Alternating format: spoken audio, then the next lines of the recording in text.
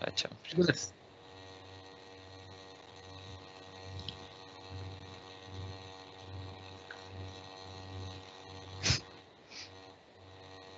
Nicolás.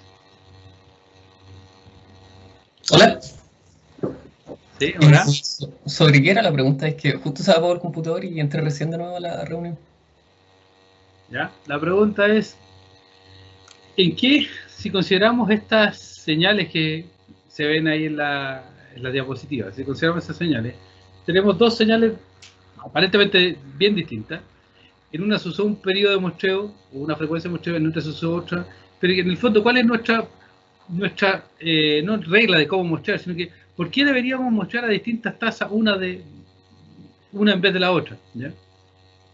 ¿Por qué usamos una frecuencia de muestreo para una y otra frecuencia de muestreo para la otra?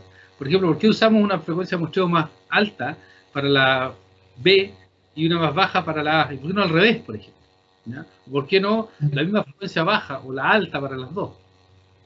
¿Cuál es el tema que nosotros... Porque una de las funciones varía más rápido, ¿no? ¿Y eso qué implicancias tiene? Elabora. ¿Cuál varía más rápido? ¿La de abajo? La de abajo. Sí. Y si varía más rápido, ya si se mueve más en el tiempo. Necesito una mayor tasa de muestreo, ¿o no? O sea, eso es lo que te dice la intuición a ti, ¿cierto? Sí. ¿Por qué? ¿Le puedo ayudar? Sí, por supuesto. Puta, por lo que me acuerdo, como tienen diferentes frecuencias, tienen diferentes anchos de banda. Y para realizar el teorema del muestreo, se debe cumplir la condición que tiene que ser por lo menos el doble del ancho de banda. Entonces, por eso las señales se tienen que muestrear a diferentes frecuencias, diría yo. Ok, pero tú tiraste ahí un montón de teoría encima, está súper bien, ¿ya? De hecho la aplicaste bien. Pero ¿cómo se condice eso con la intuición que me estaba dando Nicolás, ¿cierto? Sí, Nicolás. O Nicolás, al revés, ¿cómo asocias esa intuición que tú tenías, ¿ya? Y que creo que todo el mundo comparte, con lo que acaba de decir, ¿qué fue? Pedro, ¿o no? Tú dijiste, compartiste los aspectos teóricos, ¿cierto? ¿Sí? ¿Cómo se juntan esos dos mundos entonces? Que la de abajo... Ahora, ¿me escucha bien o no? Sí, se escucha. Que la de abajo debería... es más rápida, o sea, tiene mayores valores en frecuencia, diría yo. ¿Ya? Entonces, como tiene mayores valores en frecuencia, tendría mayor ancho de banda. Y habría que ocupar una diferente frecuencia para el muestreo de esa señal. Comparada con la de arriba. Comparada con la de arriba. Ya. Yo no sé si todos siguen el raciocinio de Pedro al juntar las dos partes, la parte más formal, teórica, con la intuición que hay detrás. Debería ser natural de que si la señal varía más rápido, yo debiera hacer las cosas en general todas más rápido, ¿o no? No creo que haya mucha discusión al respecto. Si me están asignando tareas muy seguido, voy a tener que apurarme en hacer esa tarea. Estamos de acuerdo que todo llega a un punto en que tal vez no vaya a ser capaz de absorber toda esa carga de trabajo, no lo vaya a poder hacer nomás y ahí voy a tener que tomar alguna otra medida, ¿ya? Pero si las cosas tienen una dinámica más alta, yo debería esperar poder representar esa señal que tiene una dinámica más alta de manera precisa en la medida que yo tome más muestras por unidad de tiempo, ¿ya? Tengo una mejor, en el fondo lo mismo que habíamos visto con el caso de las poblaciones acá. Yo, mientras más muestras tome de esta población, voy a tener una mejor representación de esta película. Si estas muestras las tomo mal, por la razón que sea, en este caso las tomé mal, porque estoy sobre representando esta clase sobre la del total, ¿ya? Si las tomo mal, van a empezar a ocurrir cuestiones o situaciones raras o indeseadas, ¿ya? Entonces, desde ese punto de vista es que una receta mágica de una frecuencia a utilizar no tiene mucho sentido. Por otro lado, si yo muestreo, por ejemplo, esta de arriba, utilizando la misma tasa de muestreo de esta de abajo, a lo mejor me voy a dar cuenta de que son muchas muestras, no tiene sentido guardar tantos datos. ¿Ya? No sé si les ha pasado que a veces guardan un montón de información que bajan de todos lados para poder estudiar y después con suerte miran un par de archivos de lo que bajaron. ¿Ya? Entonces, está ese tema, está ese juego que hay ahí. El punto es cómo lo formalizamos de una manera correcta y cómo llegamos en el fondo al teorema de muestreo, que es el que Pedro nos dio de una manera bastante directa y precisa, diría. ¿Ya? Vamos viendo, vamos a ir mirando cuáles son las condiciones, cuáles son las cosas que tenemos que ir considerando. Pedro habló de algo que era el ancho de banda y después dijo algo de la frecuencia, de no sé qué cosa. ¿Cómo fue el cuento ahí, Pedro? No me acuerdo muy bien cómo era, pero el ancho, o sea, está la frecuencia de corte y el ancho de banda. Y el teorema de Nyquist pedía que se debería cumplir que el ancho de banda no, la frecuencia de muestreo tiene que ser el doble de la frecuencia de corte para realizar el teorema de muestreo. ¿O no? Algo así era. Se te corrieron los nombres, se mezclaron las cosas. No, está bien. Lo que pasa es que no es...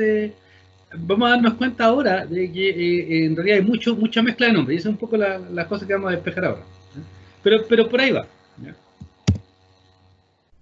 El otro día vimos esta imagen de acá, ¿ya? Y que en el fondo es lo mismo que estábamos conversando aquí. Bueno, ¿cuál es la tasa correcta de muestreo?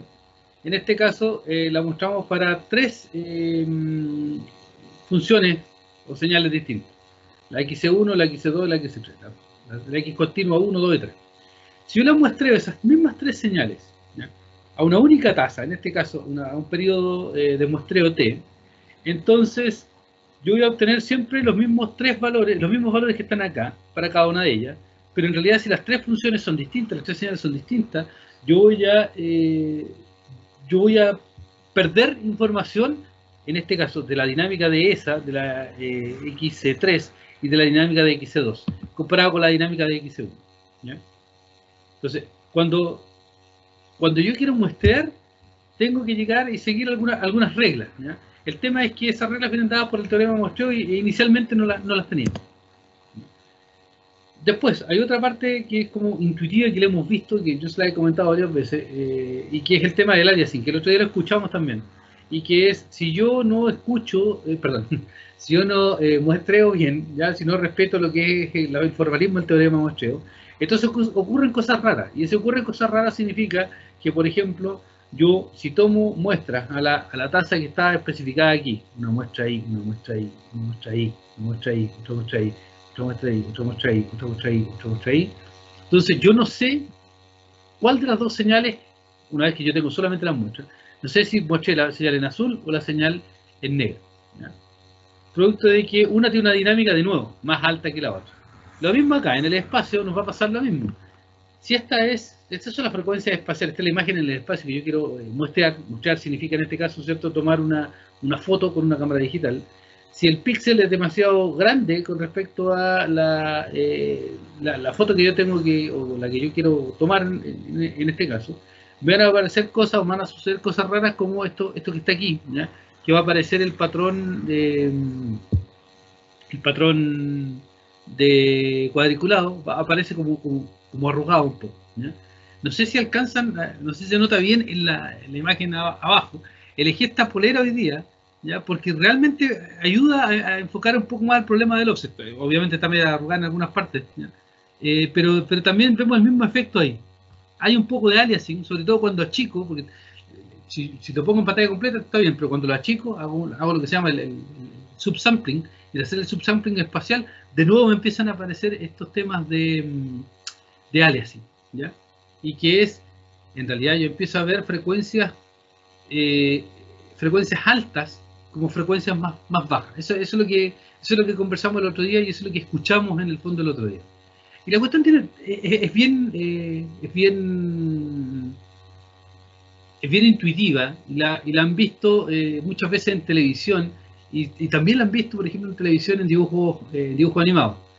no me maten, no me asesinen aquí con esto, porque obviamente es un tema generacional y de edad, pero si ustedes ven dibujos animados del tipo Tom y Jerry o cosas así, donde hay una persecución, ¿cierto? Y es típico que, o en una película, donde un típico, hay alguien que va arrancando y va pasando por la misma parte todo el tiempo, ¿cierto? Va haciendo giros y aparece, y hay alguien que abre la puerta, ¿ya? Cada ciertos instantes de tiempo.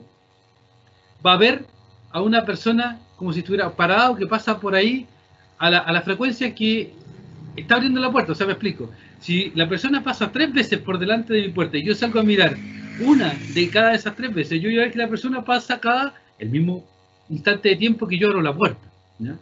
Cuando en realidad la persona está pasando muchísimo más rápido por ahí, ¿ya?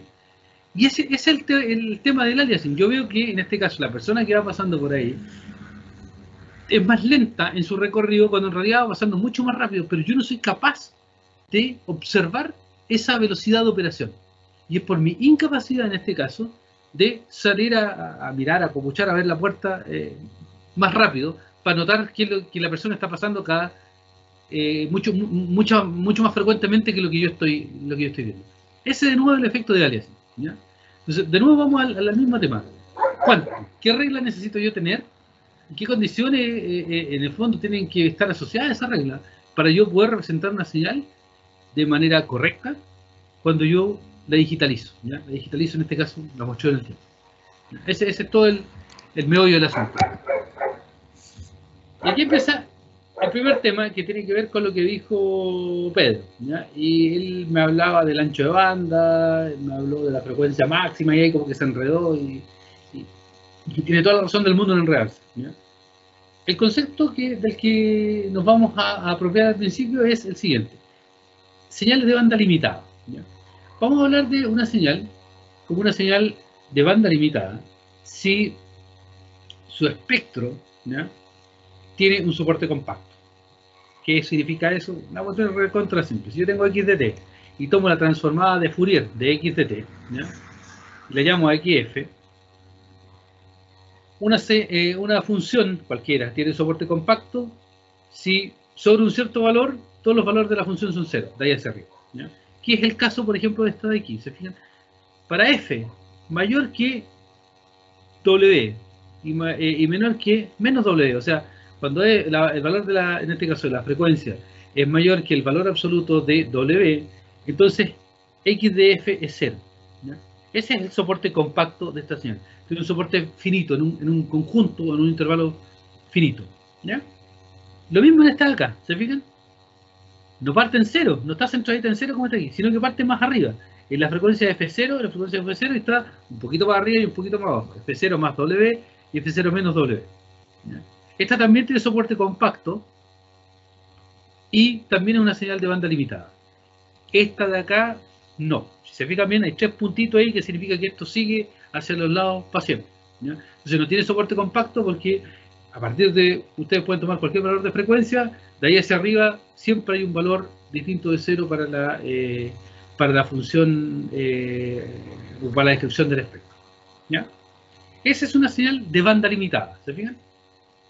Esta es de banda ancha o de espectro ancho. Los conceptos se empiezan a enredar o a mezclar un poquito. Después viene el otro tema. Este valor de aquí es, cuando tengo una señal de banda limitada, ese valor W o Fmax, como queramos llamarlo, vamos a hacer indistinguible los dos. Ese es el máximo valor de frecuencia que nosotros tenemos, ¿ya? De ahí hacia arriba es donde se hace todo el valor el valor de espectro se hace cero para la señal, ¿ya? Lo mismo acá, en el espectro de magnitud, lo mismo acá. Ese F0 más W, ese es el Fmax en este caso. Y después viene el concepto de ancho de banda. ¿Cuál es el ancho de banda de esta señal? ¿Cuál es el ancho de banda de esta señal? ¿Cuál es el ancho de banda de esta señal? ¿Qué es el ancho de banda?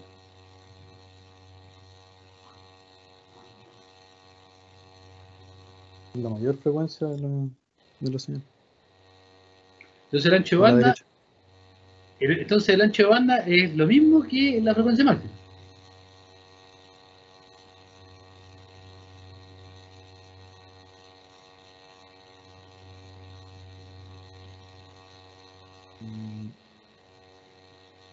Puede que sea, ¿no? Sí. No fue muy buena onda que le hayan puesto dos nombres distintos. Pero puede que sea. ¿Es lo mismo?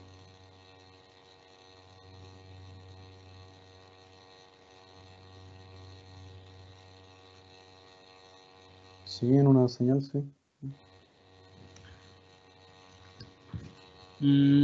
A ver. Pedro, tú que estabas ahí, pídele ayuda a alguien, a ver. Insisto, idealmente a los que no hablan. Voy a ver quién está. Profe, me ha entrado una duda. ¿Sí? Por definición, el ancho de banda no era lo que se medía desde el origen de la frecuencia de la señal hasta el máximo rango que alcanza hacia cualquiera de los extremos. ¿Cómo dijiste? ¿Desde el origen de la frecuencia de la señal?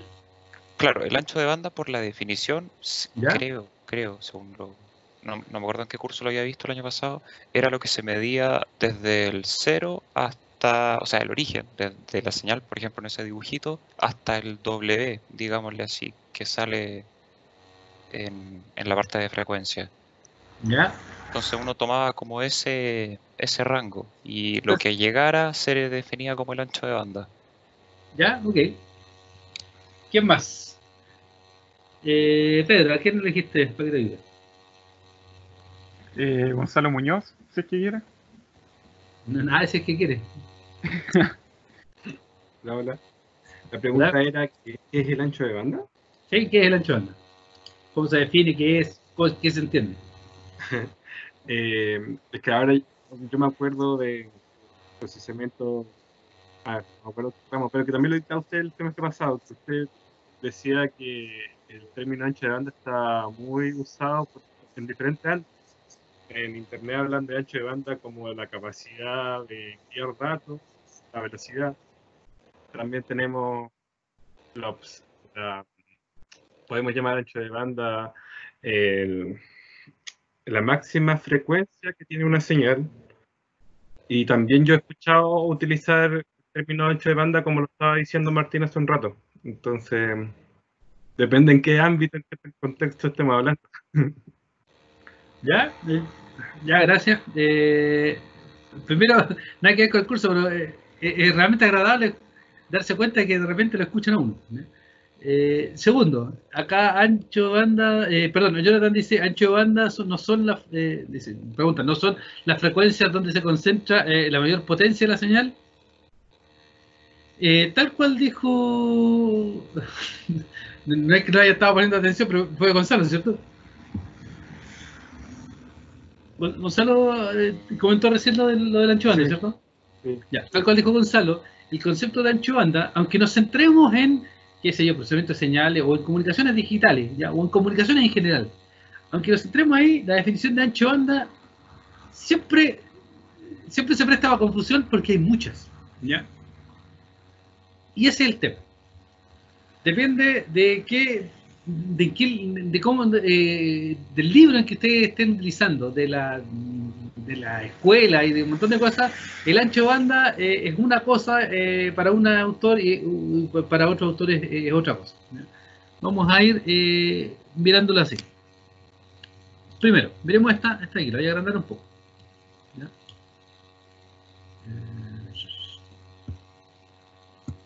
Enfrente.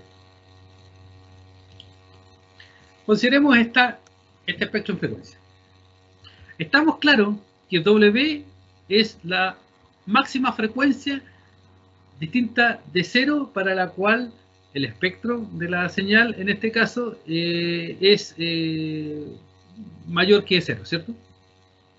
Ahí podemos alegar un rato de que si es exactamente igual a cero o no, pero de ahí, desde W hacia arriba, absolutamente todo el valor del espectro, en este caso de magnitud, es cero, ¿cierto? Es la máxima frecuencia que existe, que la llamamos W en este caso porque el autor del libro la llamó W. Entonces de aquí hacia arriba el espectro es cero y de aquí hacia arriba el espectro hacia abajo el espectro es cero, ¿ya? Esa es la frecuencia máxima que tiene la señal, ¿ok? El ancho banda lo puedo definir como de 0 hasta W, 2 veces W, ¿ya? Lo puedo definir como, ya, a ver, me paro aquí, ¿dónde cae esto? 3 dB, cuando yo hago esta gráfica en logaritmo. Si estoy aquí y bajo 3 dB, entonces tomo 3, si supongo que 3 dB cae aquí, de aquí hasta ahí, entonces el ancho de banda es este de aquí. Es esta frecuencia máxima o el doble de esa frecuencia máxima. ¿Ya? ¿Se entiende por qué se enredan?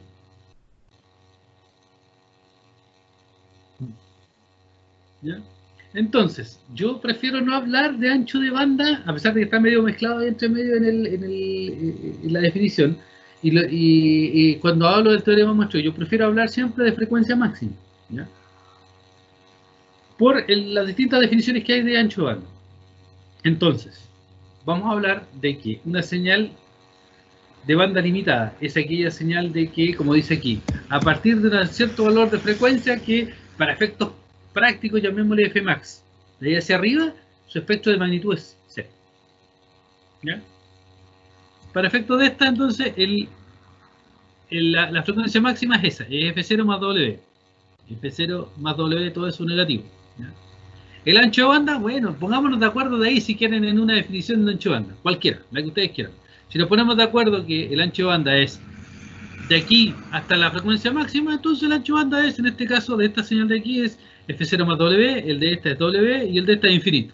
En realidad, como esta es de banda infinita, es la única que, para la definición que usemos, siempre tiene el mismo ancho de banda. ¿Ya?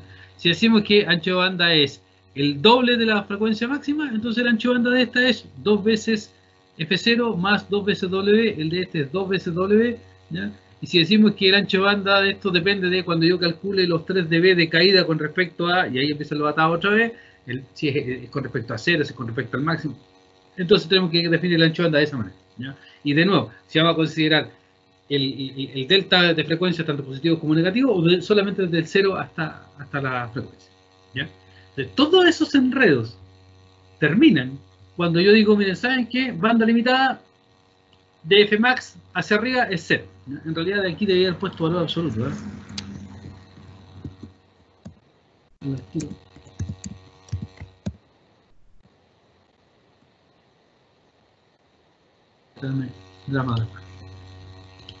¿Ya? ¿Se entiende cuál es el tema aquí entonces?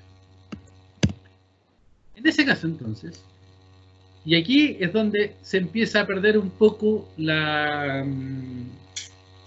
nuevo, se empieza a perder un poco por el contexto en el que estamos hablando de qué es lo que habla o de qué es lo que trata el teorema Mostró, ¿ya? Lo puse ahí entre paréntesis y en negrita. Cuando uno muestrea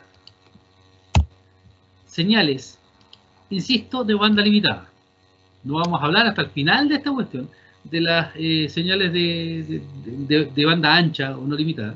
Cuando uno muestra señales de banda limitada, entonces uno lo que está haciendo es multiplicar esta señal que yo tengo continua, la multiplica por un tren de impulsos, y al multiplicarlo por ese tren de impulsos yo obtengo una secuencia de puntos, que son la señal muestrada, ¿ya? Entonces esto lo puedo ver matemáticamente como el producto entre un tren de impulso, que es el PDT que está ahí, y la señal continua, que es X, ¿ya? Esa de ahí. Si yo multiplico las dos cosas por linealidades, por una serie de chamullos como eso, les queda todo ahí. Y esto en el fondo, o lo que se quiere decir, y aquí hay un poco de notación, es que cuando yo obtengo finalmente la señal muestreada, lo que yo obtengo aquí es una secuencia de puntos, S, y tengo que en algún minuto poner el origen, donde está el n igual a 0, ¿ya? Y la gracia sí es que este punto que está aquí, cuando tiene el índice, en este caso menos 1, se corresponde exactamente igual a el punto que va acá arriba en esta señal continua, en el valor x de menos t, que es donde t es el periodo de muestreo, ¿ya? Esto, insisto, es válido cuando uno hace este tipo de cosas para una señal de banda limitada, ¿ya? Si estamos en ese marco de trabajo, entonces toda esta cosa va a funcionar bastante bien. Quiero que pongan atención si es lo siguiente.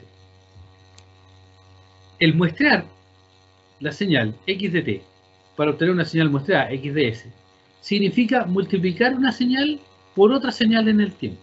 Significa multiplicar x por este tren de impulso, que aquí no está mostrado como tren de impulso, sino que ya está mostrado, sino que es un tren de impulso con valor unitario, que está acá. ¿Ya? Es muestrear significa entonces multiplicar en el tiempo. ¿Ya? Eso recuérdenlo porque es algo que ustedes conocen, por ejemplo, de sistemas de comunicación. ¿Ya? Ese concepto. ¿Ya? ¿Alguna duda?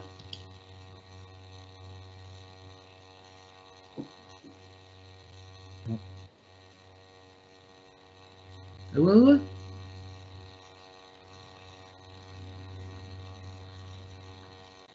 ¿No? Profesor, perdón, ¿podría Sí. repetir eso de nuevo? Que justo entró mi hermano chico a la pieza y distrajo un poco. ¿Cuál parte? Cuando lo del tren de impulso, que, a ver, quedó en eso de que no mostraban como el paso medio en que multiplicaban las cosas unitarias por la señal Claro, continua original. lo que no muestra ahí, ¿ya? Lo que no muestra ahí en el dibujo ese que está ahí, es que yo debería en el fondo mostrar aquí, ¿cómo lo hago? Debería poner acá otra gráfica igual donde me ponga puros impulsos de tamaño 1. ¿Ya? Por ejemplo, si este 1, ponga puros impulsos de ese tamaño aquí. Y esta señal de acá, la que está aquí muestrada, la X muestrada ahí, no es nada más que el producto entre ese tren de impulso, son todos de tamaño 1, y esta de acá. Y eso es lo que me da esta de ahí. El resto se pierde. Por eso es que pasa de una cuestión continua a esa etapa discontinua. Ya. ¿Ya? Pero el concepto clave aquí, para lo que vamos a ver, es esto, que es un producto entre dos señales en el tiempo. ¿Ok? Ese concepto es clave. Y tiene mucho que ver con cosas que vieron ustedes del sistema de comunicación. ¿Se acuerdan cómo llegaban en el contexto del sistema de comunicaciones? ¿Cómo llegaban? Desde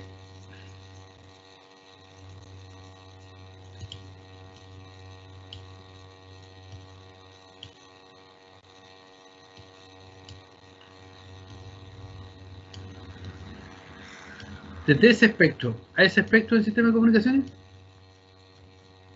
desde el espectro de la izquierda al espectro del centro. ¿Qué era eso? En el contexto del sistema de comunicaciones. ¿Modulación o no? ¿Sí?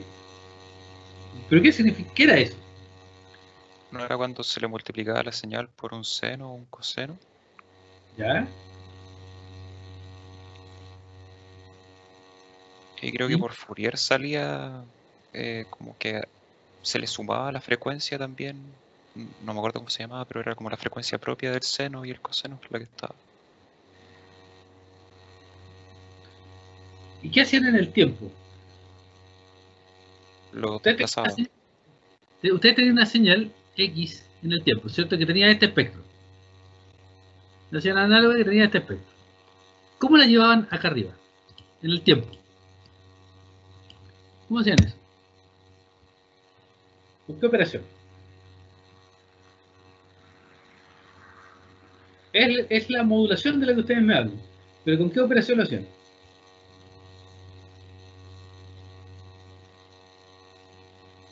Multiplicación. Multiplicación. Multiplicación de la señal XDT por Por el seno, un Por coseno. por la señal de un coseno.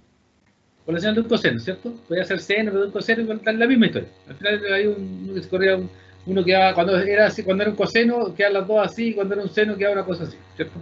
Un delta para arriba y otro para abajo. Así que no había mucho drama en ese aspecto. Pero ustedes pasaban este espectro en comunicaciones análogas, ¿ya? En sistema de comunicaciones, pasaban este espectro a esas bandas en frecuencia de arriba, ¿ya? Multiplicando la señal en el tiempo análoga por un coseno, en este caso, análogo también, de una frecuencia FC que llamaba la frecuencia de la carga, ¿ya? Que en el fondo es lo que ustedes que escuchan radio en un receptor de radio FM y no radio digitales, es lo que hacen en una radio FM, ¿cierto? Lo que hacen ahí es, ustedes tienen la música que quieren transmitir, no la digitalizan ni nada por el estilo, sino que la tiran ahí a través de un modulador. Ese modulador lo que hace es multiplicarla por un coseno de una frecuencia, por ejemplo, la 106.5 MHz, y ahí escuchan, si es que me acuerdo bien los números, la Futuro, ¿ya? Entonces, ponen toda su música análoga, la multiplican por ese coseno y la llevan ahí arriba en frecuencia, ¿ya? Esa operación, lo que ustedes hicieron ahí, con dos señales, insisto, análogas, se llama modulación, ¿ok? Lo que usaron ahí fue un coseno. Fíjense que el coseno es periódico, ¿ya? Pero el coseno tiene, en este caso, como representación en Fourier, tiene como representación dos tonos, ¿cierto?, en frecuencia, que eran los que aparecían donde esto se centraba, ¿ya? ¿Alguien parece que iba a preguntar algo? ¿No? No. Ya. Insisto en eso. Esto es clave. Modulación. Ustedes usaron en comunicaciones análogas, ¿ya?, el sistema de comunicaciones, modulación para llevar de manera absolutamente intencionada este espectro a frecuencias altas, porque en esa frecuencia alta ustedes pueden pescar esa señal de, por ejemplo, de radio y hacer que se traslade a distintos puntos en una ciudad, por ejemplo. O si usaron modulación del tipo AM, en una carrier más baja se pueden cubrir un montón de espacio en un territorio, ¿ya?, para transmitir una señal. Fíjense que ese mismo concepto lo comparten acá en el muestreo, ¿ya? Eso, el multiplicar dos señales en el tiempo, eso se llama modulación. Pero aquí la modulación que están haciendo es un poco más rara. Están modulando la señal que ustedes quieren digitalizar, ¿ya?, el objetivo que tiene otro, están modulando la señal que quieren digitalizar, no por un coseno y un seno, sino que la están modulando por un tren de impulso, ¿ya? Y eso es lo que va a hacer la diferencia en cuanto al resultado final. Pero el concepto es exactamente el mismo. Ustedes están modulando, ¿ya? Y modular significa, no sé si se acuerdan de ahí en la teoría de comunicaciones análogas. Voy a mirar, déjenme dar alguna foto aquí al tiro. Un segundito.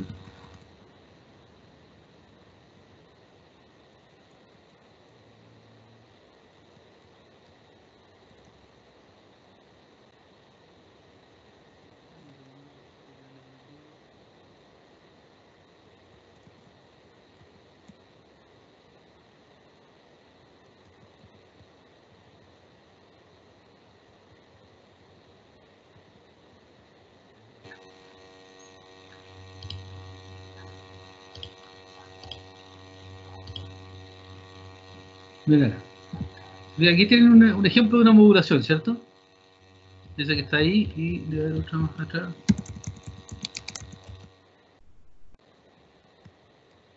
Ahí hay otra, ¿se fijan?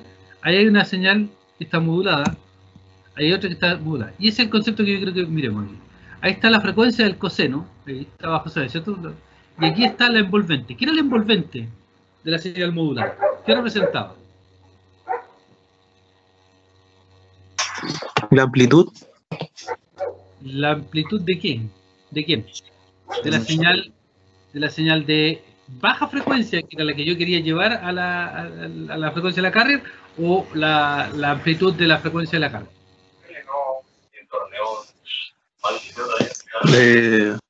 ¿Cómo? La amplitud de la señal de baja frecuencia. Más que la amplitud, ¿cierto? Podemos decir que en el fondo era la señal de baja frecuencia, ¿cierto? Eso es lo que teníamos ahí, ¿ya? Déjeme volver entonces a... ¿Está descompartido? Sí, se descompartió.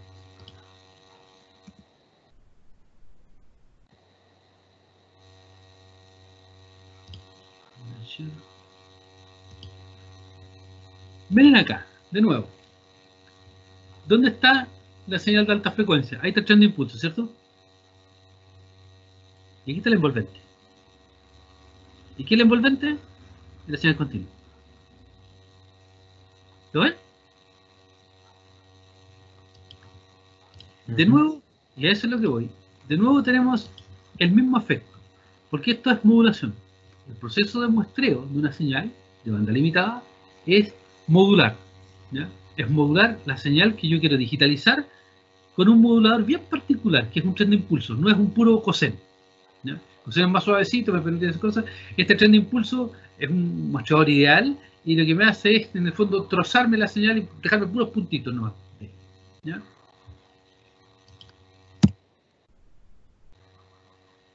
Miramos esto y paramos unos minutos para ya hacer el teorema Mocho de manera absolutamente formal.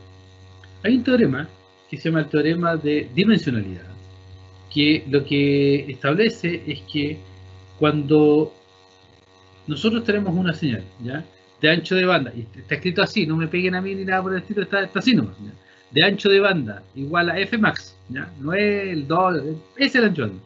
Entonces, si nosotros especificamos, nosotros podemos en el fondo especificar esa señal si tomamos una cantidad de muestra igual a 2 Fmax por T0, ¿ya? Y T0 es el intervalo de tiempo que yo quiero mostrar de la señal, no la señal completa. Esto no es para señales totalmente y absolutamente periódicas. Esto entonces me da una idea de que yo necesito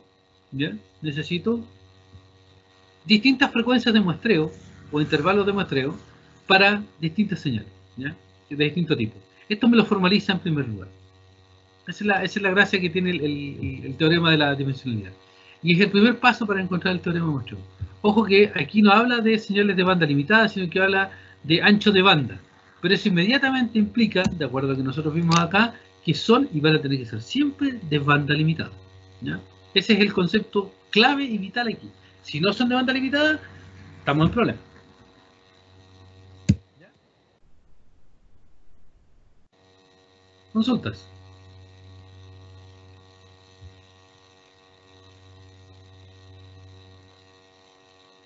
¿Consultas? No. ¿No? Ya. Paremos 10 minutos y volvemos a las 4:28 para cerrar la parte del teorema Mocho. ¿Ya? Voy a parar el grabado porque el otro día no sé para qué lo dejé correr.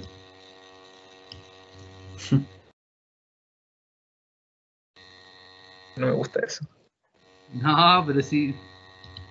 Mira, en comunicaciones, ¿ya?, dice una señal real, olvídense del real, la dejamos ahí porque es parte para empezar a escribir esto, ¿ya? Si hay algún par de cosas que le hicieron muy mal a la teoría de números complejos, ¿ya?, es que la contraparte sean los reales, ¿ya? Entonces, como el real pareciera ser que todo lo que es real, y lo complejo más encima es imaginario, parece que es mentira, ¿ya? Pero en realidad no sé, yo empezaría, me quedo con lo que dice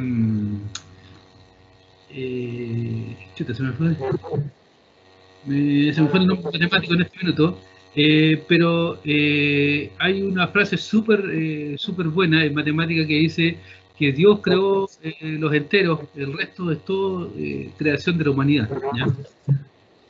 Entonces, desde ese punto de vista, lo que nosotros tenemos acá es que las señales en comunicaciones, la gran mayoría son complejas. La gran mayoría son complejas y porque estamos hablando de una onda. Estamos hablando de una onda que se transmite. Y la ecuación de la onda y la señal de la onda, ¿cómo era? Es una exponencial compleja.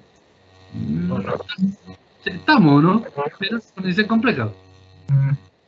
¿Ya? Ahora, en comunicaciones, sistemas de comunicaciones y comunicaciones análogas, debería haber quedado relativamente claro de que lo que nosotros transmitimos son señales complejas.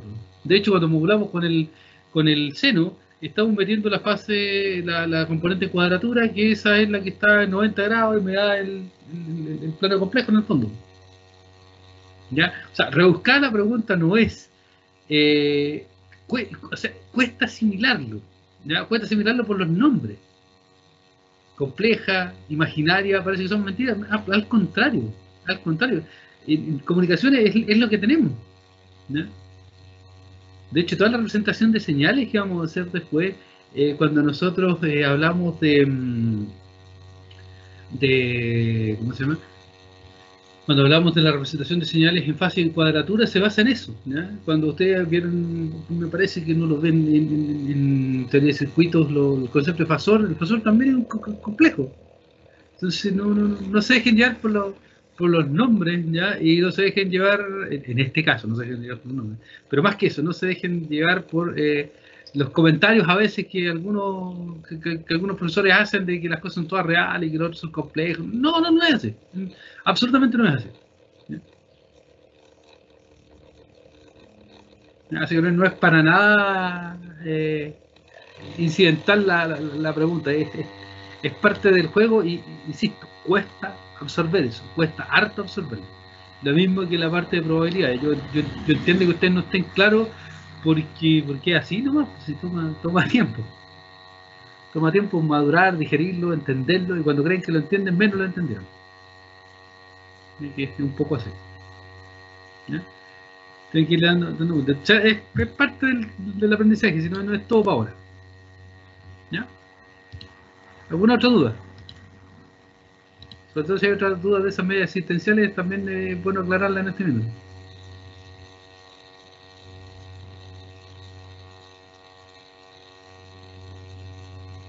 ¿No?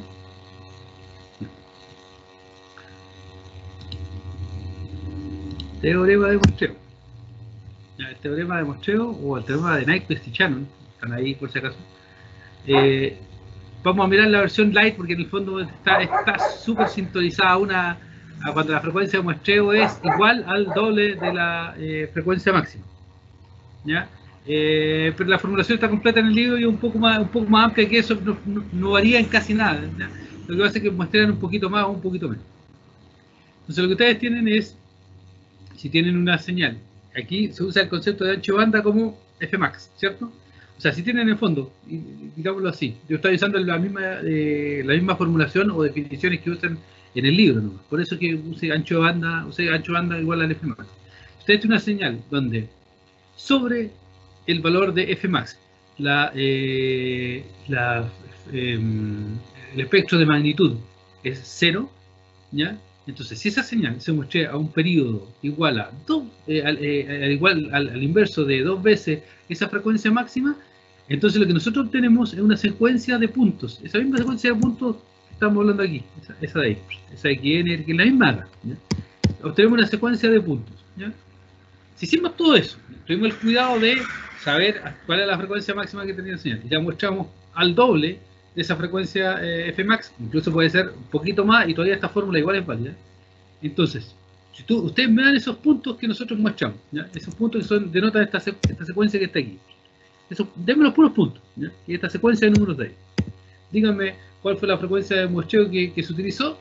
Entonces yo ocupo esta fórmula de aquí y reconstruyo la señal que ahora le puse XDR, y esto es diferente a cómo está en la formulación del libro. Yo reconstruyo la señal continua, ¿ya? Y la reconstruyo, la recupero, y esa versión recuperada le llamo XRDT, y esa señal es exactamente igual a la señal XC original que tenía, ¿ya? Y ahora debería hacerlo como en los comerciales de la radio, poner la letra chica abajo, todo el cuento. En realidad es igual exactamente en estos puntos de aquí. En estos puntos de aquí, la reconstrucción es idéntica. Entre medio, bueno, ya no me pidan más, pues esos puntos los perdí.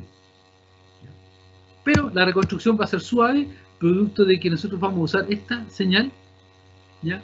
O este polinomio de interpolación, como quieran llamarlo, que es una señal zinc que tiene esa forma. Que casualmente, si se acuerdan, este zinc de acá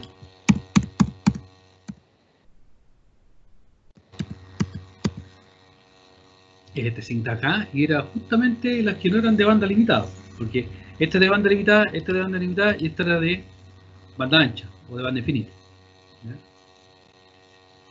Eso es lo que me dice el teorema de muestreo, que es lo que creo que en su minuto Pedro nos comentó. Muestremos a una tasa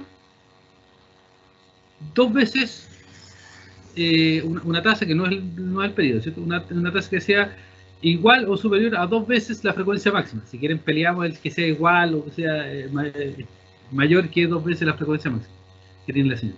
Si hacemos eso, entonces, con la secuencia de puntos que nosotros obtenemos, nosotros podemos reconstruir la señal original y va a ser exactamente igual a la señal continua original que nosotros tenemos, ¿ya?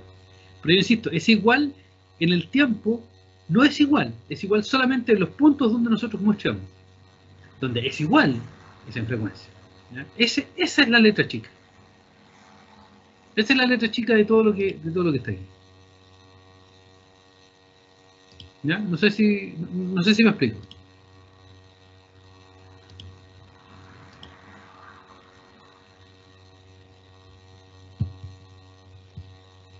¿Ya? Si ustedes entendieron, porque por alguna razón, de que la reconstrucción, la señal que ustedes reconstruyen a partir de las muestras, después del teorema de muestras, era igual en el tiempo, la señal original no es así, nunca ha sido así. ¿Ya? Donde es igual es en frecuencia, en contenido frecuencial. En el tiempo, ustedes perdieron todo lo que está entre dos muestras, toda esa información que estaba ahí la perdieron. Y no hay forma de recuperarla de manera exacta, a menos que ustedes empiecen a hacer supuestos, poner condiciones extras, etc. Pero en frecuencia, ¿ya? El espectro de la señal recuperada es exactamente igual al espectro de la señal original. ¿Ya? El igual funciona así. ¿Ya? ¿Cómo se entiende esto? ¿Ya? Miremos con los ojos de Nyquist y Shannon esto, y esto lo miramos en el tiempo, en realidad lo miramos de los dos lados, pero es para hacer un poco para acentuar un poquito más la historia, y así eso también me permite después poner a Fourier, poner una foto de Fourier ahí para que lo miremos en frecuencia. ¿Ya? En realidad un dibujo de Fourier. ¿Qué es lo que nosotros tenemos entonces? Teorema Mostreo nos da una idea de cómo hacer esta conversión, la conversión desde análogo a digital, y después de digital a análogo. ¿Ya? La parte de análogo a digital es, yo tengo la señal, sé que es de banda limitada, ¿ya? Que tiene una frecuencia máxima, Fmax, y yo muestreo a un periodo, en este caso como el que está aquí, t igual a 2 Fmax. Perdón, el periodo t es igual a 1 partido por 2 Fmax. Si yo hago eso, entonces, cumplí con el teorema de Nyquist-Shannon, yo obtengo esta secuencia de puntos, ¿ya? Y ya terminé y quedé en esta parte aquí y entré a mi mostrador de análogo a digital. Si yo quiero recuperar, entonces yo tomo esas muestras, que son estos puntos que están aquí, ¿ya? Ocupo mi fórmula de reconstrucción, que es esa. Ocupo mi filtro de reconstrucción, que es este de aquí, el zinc, ese de ahí. Y ahí está, sin desplazarse en el tiempo. Y lo que hago es tomar ese filtro de reconstrucción, lo multiplico por el valor del punto aquí, y después, cuando voy a estar acá, lo desplazo en un periodo. Cuando voy a este punto de acá, lo multiplico por ese, y lo desplazo en 2 periodos con respecto a 6, etc. Y ahí voy armando la señal recuperada. Entonces, como en cada uno de estos puntos, yo lo voy multiplicando este zinc por el valor muestrado, y después lo voy desplazando, lo que me va pasando es que yo voy colocando estos zinc, ¿se fijan? Ahí, y después cuando yo sumo, cuando hago la integral acá de manera análoga, me queda la señal suavizada. ¿Se fijan? Esta de acá no es la misma del otro lado, por si acaso. Pero es el proceso de reconstrucción, ¿ya? Si yo pusiera esta misma aquí, que a este otro lado, ¿ya? La reconstrucción no va a ser exactamente igual entre esos puntos de ahí, porque yo perdí esa información, ¿ya? Esa es la idea. En estos puntos de aquí, ahí, en esos puntos siempre, todas las señales se cruzan en cero por la periodicidad que tiene el zinc, ¿ya? Y ese periodo es igual al periodo de noche, ¿ya? Esa es la forma de ver esto en el ¿cómo se llama? En el dominio del tiempo, ¿ya? Y eso es mirándolo, como les decía, un poquito desde los ojos de Nyquist y Shannon. Ahora, un poco de nomenclatura, ¿cómo se entienden estas cosas? ¿Ya? Si nos vamos a la frecuencia, entonces nosotros tenemos este es el espectro de la señal original, continua, ¿ya? Esta es la frecuencia máxima, ¿ya? Eso es lo que se llama frecuencia de Nyquist, es el Fmax, ya que aquí el Fmax es igual a este omega h que está aquí es igual a 2pi por Fmax, ese es omega h. Esta de aquí es la frecuencia de Nyquist, ¿ya? Es 2 veces, perdón, esa es la tasa de muestreo de Nyquist. Esta es la frecuencia de Nyquist, que es el Fmax, ¿ya? Aquí está en radianes partido por segundo. Si queremos ese f de h ahí, el Fmax. Este es la tasa de muestreo de Nyquist, que es el doble del Fmax, ¿ya? Y aquí esto es lo que se llama folding frequency, que tiene que ver un poco con el tema de cuando aparece el aliasing, ¿ya? Y esa folding frequency no es nada más que la frecuencia de muestreo partido por, ¿ya? Esa es Esa es un poco nomenclatura. Lo que me interesa aquí son esto, la frecuencia de Nyquist y la tasa de muestreo de Nyquist. Esa es la parte de nomenclatura que es más importante en este caso. Vámonos ahora al mundo de la frecuencia, ¿ya? Olvídense de las ecuaciones que están acá arriba, ¿ya? Lo único que estamos diciendo aquí es que esta es la señal reconstruida, fíjense, esta es la señal reconstruida, que yo la paso por Fourier y me la entrega en el dominio de Fourier, ¿ya? Olvídense de las fórmulas que están arriba. Pero ¿qué es lo que queremos? Les recuerdo. Este proceso de acá, el muestreo, es una ¿cómo se llama? Una modulación, ¿ya? Esto de acá es el espectro de la señal original, ¿ya? ¿Qué es modular? Modular en el tiempo es multiplicar una frecuencia, una señal por otra, ¿ya? Cuando yo lo hago con cuando yo modulo en comunicaciones análogas, lo que hago es multiplicar un coseno por la señal en el tiempo asociada a este espectro en frecuencia, ¿cierto? La modulación en el tiempo, que es el producto de dos señales, en frecuencia, de acuerdo a las propiedades de Fourier, ¿en qué se transforma? ¿En qué operación se transforma?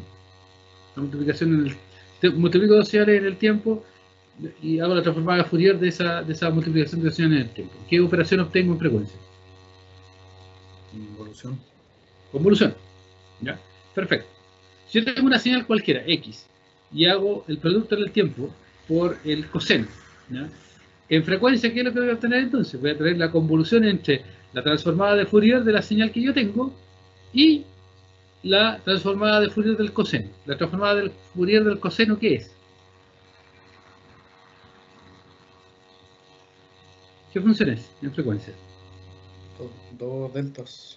Un delta, ¿cierto? Un delta o dos deltas, como dices tú, Felipe, en la frecuencia fundamental del coseno, que digamos que está aquí y que está acá. ¿Ya? Entonces, lo que me pasa ahí es que, como hay una convolución entre este espectro y dos deltas, un delta ahí y el otro delta acá, la convolución con un delta es lo que normalmente se denomina como el teorema del sedazo, que yo sé que lo vieron eso con Sebastián. Lo único que pasa ahí es que el espectro que ustedes tenían se repite, en este caso, se desplaza en frecuencia a las dos frecuencias de las cargas, ¿cierto? Y se les repite el espectro, que es lo que pasaba. Y fíjense la diferencia en el dibujo. Aquí, cuando yo multiplico por un coseno, este espectro se me va a la frecuencia de la carga, ¿cierto? A la frecuencia del coseno. Y listo. Fíjense que aquí no hay nada. Y esa es modulación con un coseno. Cuando yo modulo con un tren de impulsos, la transformada de Fourier del tren de impulsos está aquí. Se me ocurre esto. Está ahí, ¿ya? Y es otro tren de impulsos. La transformada de Fourier, entonces, de un tren de impulsos, es otro tren de impulsos. ¿Ok? Como es otro tren de impulsos, y un tren de impulsos que se desplaza, se fijan ahí, a la frecuencia fs, ¿ya? A la frecuencia de muestreo. Entonces, lo que yo voy a tener es la convolución entre mi espectro, este de aquí, y un tren de impulsos en frecuencia. Uno aquí, uno ahí, otro en 2 fs, 2 fs para el otro lado, etcétera, etcétera. Aquí se fijan que hay un signo menos que está mal. Esta foto la tapa del libro, hay un error ahí, ¿ya? Entonces voy a traer la convolución entre este y un tren de impulsos que están separados f sub s, cada uno de ellos, ¿ya? La frecuencia de muestreo. ¿Ok? La convolución entre cualquiera de esos deltas con este de aquí me va a dar esta misma espectro de aquí, pero puesto en la frecuencia, en la frecuencia que tiene asociado ese delta.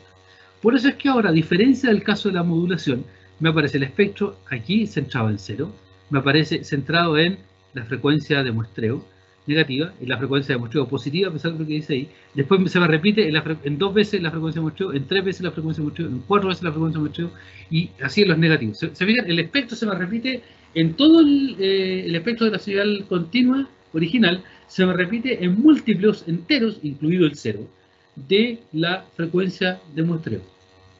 Y esa es la repetición. Y viene producto del teorema de modulación o la operación de modulación que nosotros hicimos entre la señal que nosotros teníamos, X, y el tren de impulsos. ¿Ok? Por eso se me produce esta repetición de espectro. ¿Ya? Y esa repetición de espectro es la que en el fondo me genera el aliasing cuando yo no respeto el teorema de muestreo. ¿Ya? De nuevo, insisto en que esto no es nada más ni nada menos que la modulación que ustedes vieron en el sistema de comunicaciones, que en vez de hacerla con un seno o con un coseno, que era lo que hacían ustedes, ahora lo hacen con otra función, ¿ya? Con otra carrier, que es un tren de impulsos. ¿Ya? Ese tren de impulsos genera en Fourier otro tren de impulsos, cuyo periodo es idéntico a la frecuencia de muestreo. ¿Ya? Y lo que me hace entonces, como son puros impulsos, me repite el espectro de la señal original, de la señal continua, en múltiplos enteros de la frecuencia de muestreo. ¿Ya? Y me genera esta repetición de espectro. Entonces, desde ese punto de vista, y aquí un poco enredada la figura, si yo tengo un coseno, un puro tono, ¿ya?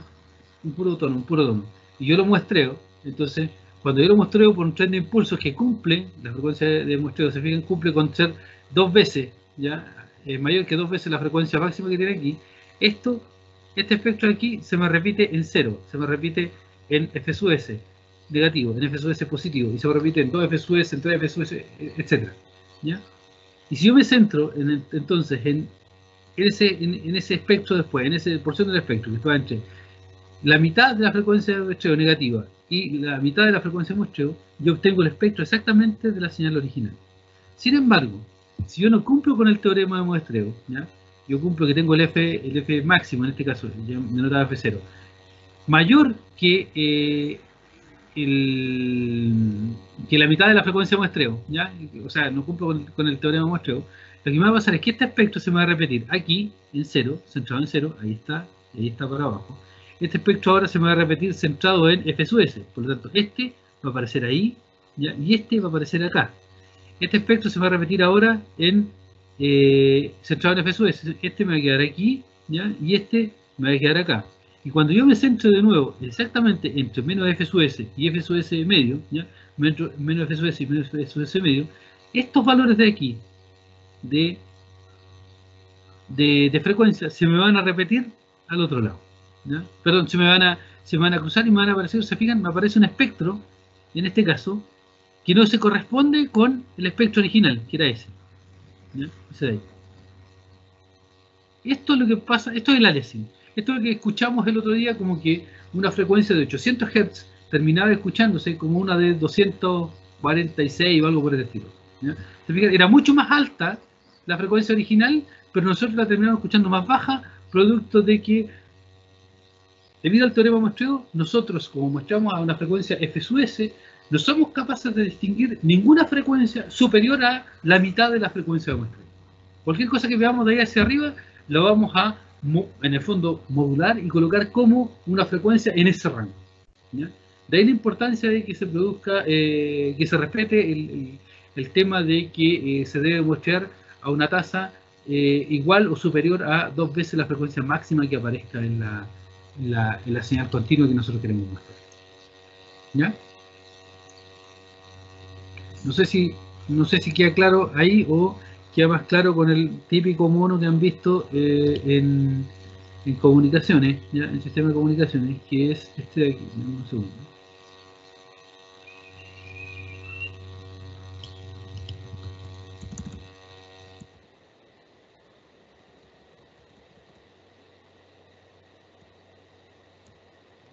Por favor.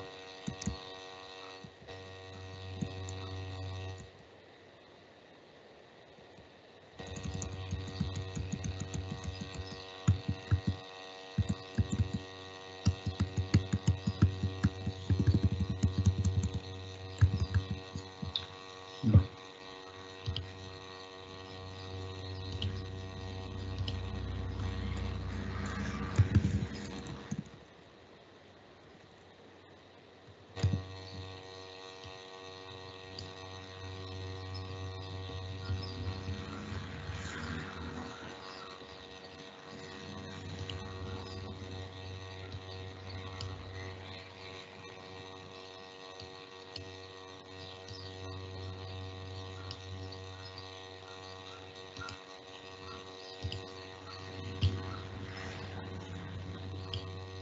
Esto es lo que ustedes han visto típicamente en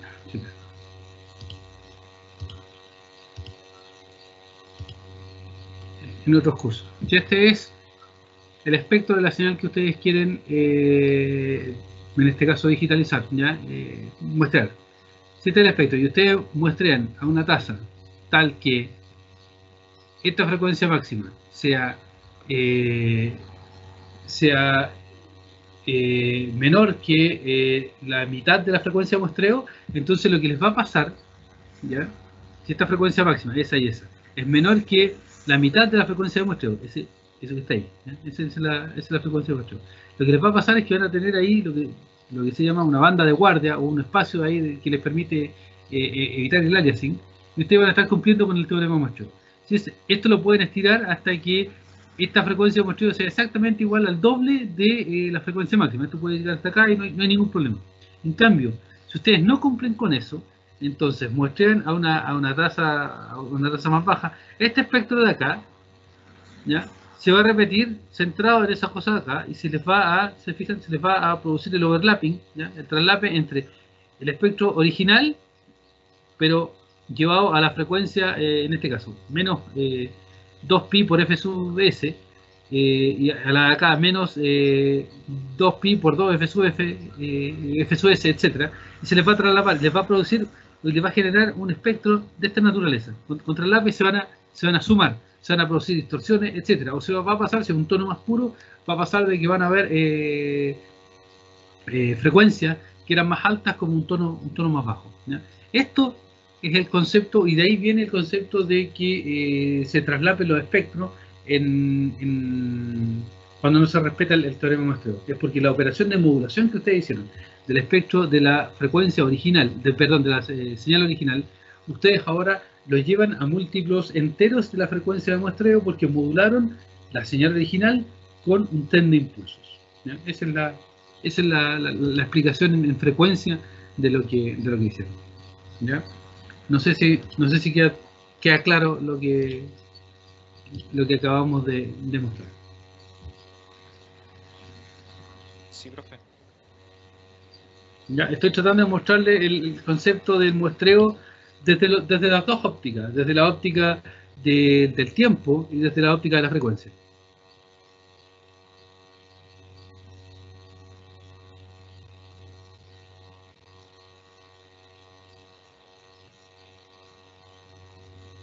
¿Ya?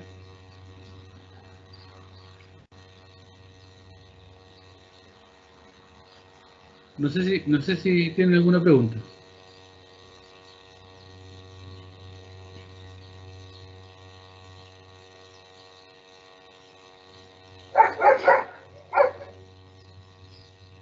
¿No? Yo tengo una. ¿Y qué pasa si la señal no es de banda limitada?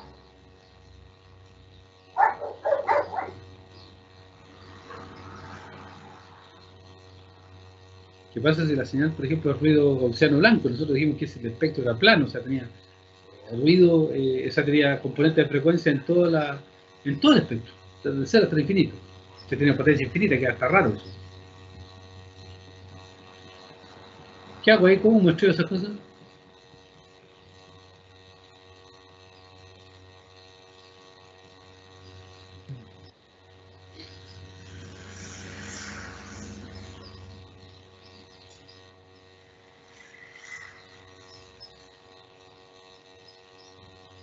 ¿Aló? ¿Están ahí? ¿Cuál era la pregunta? Sí, alguien habló.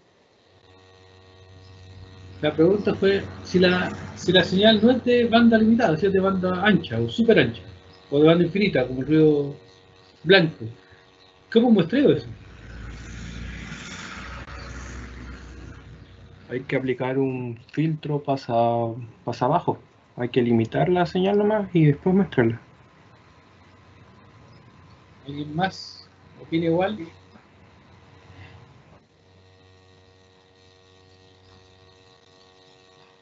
Así como se hace con una señal continua, no se puede modular el ruido con un tren de impulsos o algo así, como para dejarlo. Bueno, y eso mezclado con lo que dijo Gonzalo. A ver, espérate. Hay que hacer lo que dice Gonzalo, ¿ya? Por otro lado, si podéis tratar el ruido modular, mejor lo sacáis al tiro, ¿o no? Claro. El ruido se te metió ahí porque no hay nada que hacer, ¿ya? Es parte del... déjeme decirlo así, es lo que nos da trabajo. No, en serio, si no, no habría problema de comunicación. ¿Ya? Pero claro, si la señal es de banda ancha, no hay nada que hacer, ¿ya? Nos aplica a lo que estamos viendo y vamos a tener alias, ¿ya? Esto es inevitable, salvo que hagamos lo que dice Gonzalo. ¿Ya? No hay nada que hacer, hay que filtrar la señal, eliminar componentes de frecuencia, si no ahí quedamos, ¿ya? Lo que nos va a pasar en ese caso, se fijan ahí, es que esta es una señal de banda ancha, entonces nosotros la muestramos a la tasa que sea y se nos va a traslapar el espectro de una cosa con la otra. ¿Ya?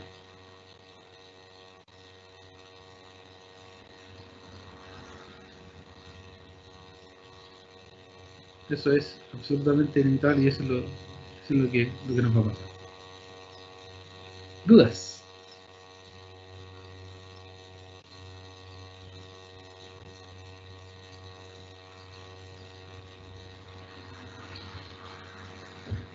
¿No? Porque ¿cómo era entonces? ¿El aliasing pasa sí o sí? ¿Perdón? ¿El aliasing pasa sí o sí entonces? ¿Cómo era? Claro, el aliasing, si señal es banda ancha, ¿ya? No tengo un Fmax.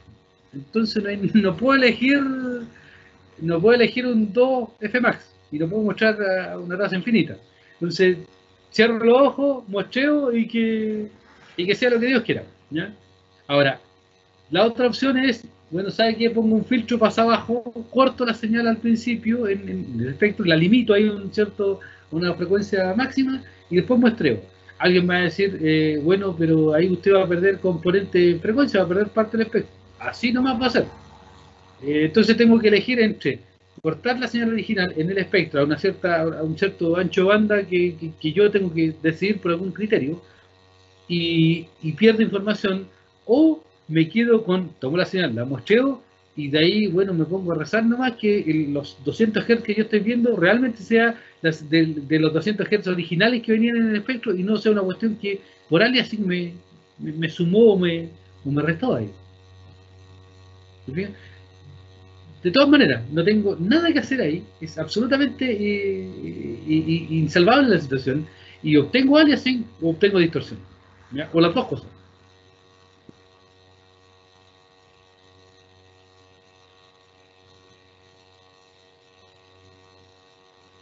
¿Ya? Profe, ¿y eso cómo se puede arreglar? O sea, ¿en qué depende que haya más o menos aliasing? No, o sea, el aliasing lo evitas tú si sigue el teorema del muestreo. Punto, se acabó. ¿Ya? O sea, te puede aparecer si que por algún motivo está en algún proceso o alguna parte mal hecha, eso no hay nada que hacer. Y lo otro es, si tú no sigues el teorema del muestreo, entonces tienes que usar lo que se llama el filtro anti-aliasing y que te permite evitar ese problema. Pero si ya la cuestión, si no usáis filtro anti-aliasing y las señales de banda ancha o por algún motivo se te mete alguna señal de una componente de frecuencia que no cumple con el teorema del muestreo, ahí quedáis, no hay nada que hacer. O sea, ustedes siempre alegan que le pasan pura teoría, que el mundo real. Bueno, este mundo real no, pues, ¿qué quieren que les diga? Las cosas pasan, los errores ocurren. Insisto, los errores les dan pega a ustedes. ¿Ya? Y es así, no hay nada que hacer. Es el ruido térmico, que es ruido gaussiano blanco, se les mete, quieran o no quieran, porque el ruido térmico se calienta la electrónica, por ejemplo. Si se calienta la electrónica, empiezan a aparecer algunos electrones que conducen y ahí quedan. No van a andar con un refrigerador criogénico al lado del celular. No tiene sentido, ¿cierto? Entonces hay que convivir con esos errores y con esos ruidos. No se hagan problemas, ¿ya? De aquí a que terminen su carrera van a entender que ese es parte del juego y que no hay drama en eso, ¿ya? Y eso es lo que los diferencia a ustedes de otras carreras donde todo es determinístico y cuando les aparecen ruidos y esta incertidumbre se les dan vuelta los ojos, no hay que hacer.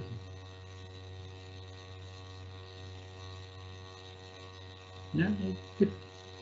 Ustedes entienden que el problema de comunicación hace de que lo que ustedes están viendo, observando, recibiendo, puede que no sea el mensaje original, y es su parte del trabajo determinar cuál era el mensaje original y con qué probabilidad lo están, o con qué confianza en el fondo, me están diciendo, mira, esto es lo que me transmitieron. Y ese es su trabajo. No hay doble lectura ahí, y no se dan problemas. Van a terminar acostumbrados a hacer eso.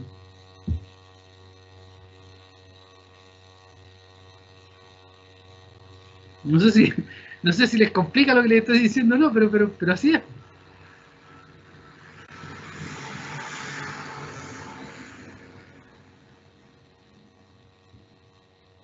¿Ya?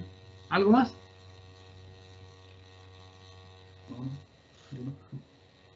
¿Alguna duda?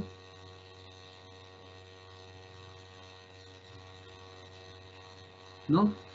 Ya, yo de aquí al viernes, porque estoy medio recontra atrasado con un montón de cosas, le genero la tarea, ¿ya? Esa va a ser componente grupal y componente individual. ¿Ya? Y va a ser cosas de las que hemos visto y va a ser mezclar, insisto, cosas de antes, pero en el contexto de comunicación digital. ¿Ya?